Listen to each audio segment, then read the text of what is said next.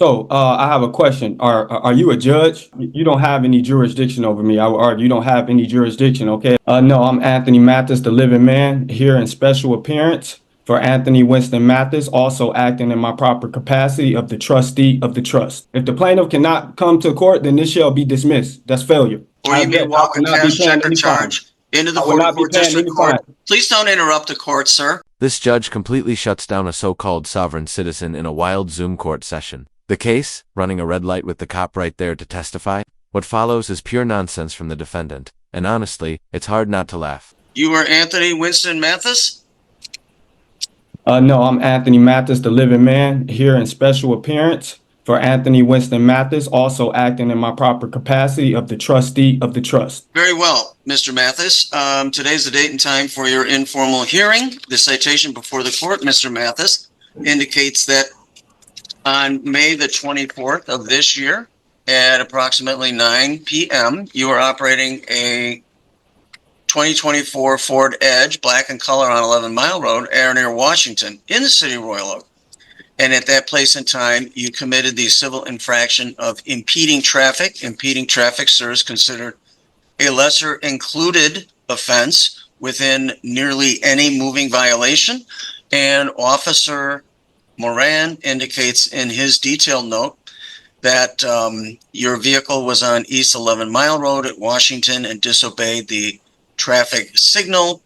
The officer had a green arrow and therefore driver had a red light. Mr. Mathis, you have three options and three options only, sir, in the protection of your own rights. You may, sir, admit responsibility in this matter. The court will attach the scheduled fine and that will close the case. Or, Mr. Mathis, you may admit responsibility with an explanation that you believe mitigates these circumstances, or you have every right to deny responsibility and the court will swear the parties and will take testimony. What would you like the court to do for you today? Well, I have a few questions, if you don't mind. The court does mind. You need to make a plea. I am required by law. No, I don't plead to anybody. I only plead to the Most High. Who are you? I am Magistrate William Urick, P43273. I am a sworn judicial officer of this district. We are here for your informal hearing that you requested. This court is required by law, procedure, and court rule to take a plea. The motorist requesting this informal hearing, that being you, must make such a plea. You may admit responsibility in this matter. I don't plead to anybody but God. You may admit with an explanation, or you may deny responsibility, and the court will swear the parties and will take proofs. What would you have the court do for you today? I don't plead to anybody. Very well. Officer Moran and Mr. Mathis, please raise your right hands. I do have a question. Do you solemnly swear the testimony you shall give before this court shall be the truth, so help you God? I do. Thank you very much. Please. Before the cop even testifies, I've got to admit, this judge is climbing my favorites list fast. No drama, no arguing, just calmly shutting down the nonsense like a pro. Straight on May 24, 2024 at approximately 9 p.m.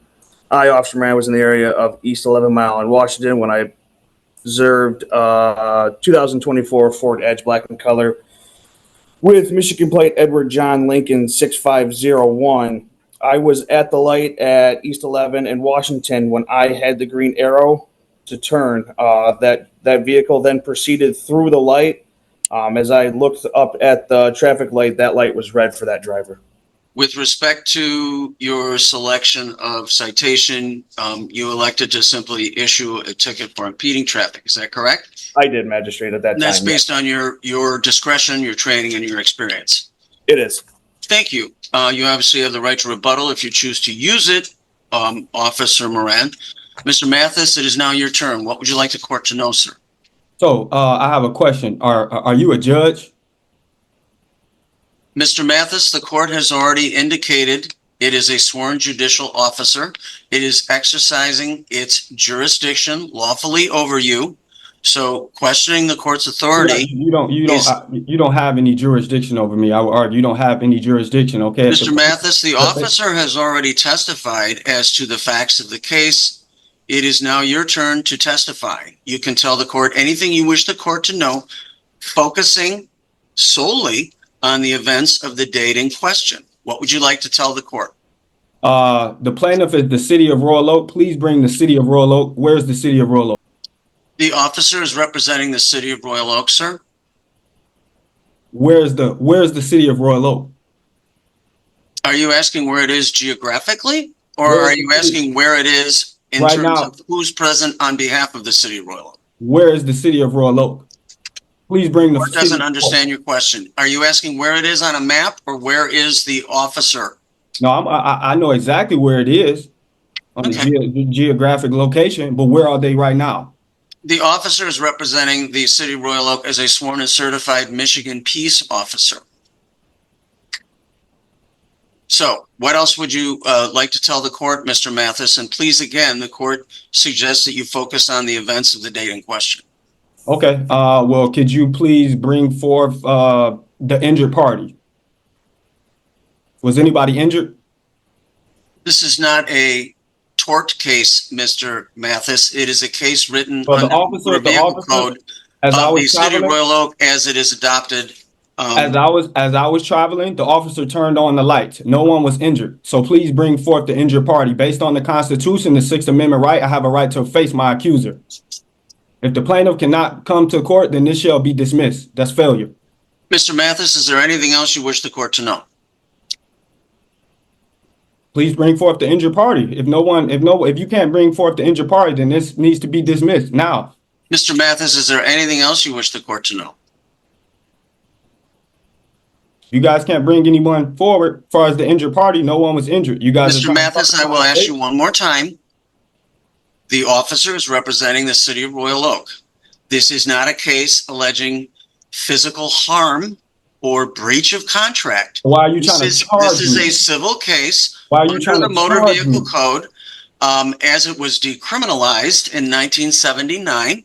This is a civil matter. The burden of proof is a preponderance of the evidence. The officer has testified as to what he observed, and it is now your turn to testify as to what occurred.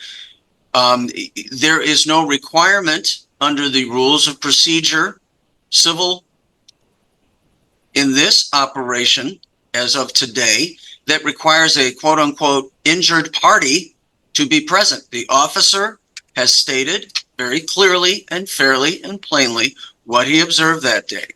So as to your testimony related to the date in question, is there anything else you would like the court to know? No, it isn't. If you guys can't bring any injured party, Very no well. one injured. You guys are. Officer Moran, any rebuttal testimony? No rebuttal testimony. Thank you so much. Mr. Mathis, the burden of proof in a civil case is a mere preponderance of the evidence. The officer, a duly sworn and certified Michigan peace officer representing the city of Royal Oak, which is one of two cities upon which this court has jurisdiction, has put his testimony forward. There is nothing in the record that has rebutted any of it. Therefore, the court is finding you responsible for the citation as it was written. The fine for that serves $175. That is payable through the pay portal on the 44th District Court website, or you may walk a cash check or charge into the 44th District Court. Please don't interrupt the court, sir. You may walk a cash check or charge into the 44th District Court at 400 East 11 Mile Road, Monday through Friday, between 8:30 and 4:30. That's due within 7 days, Mr. Mathis.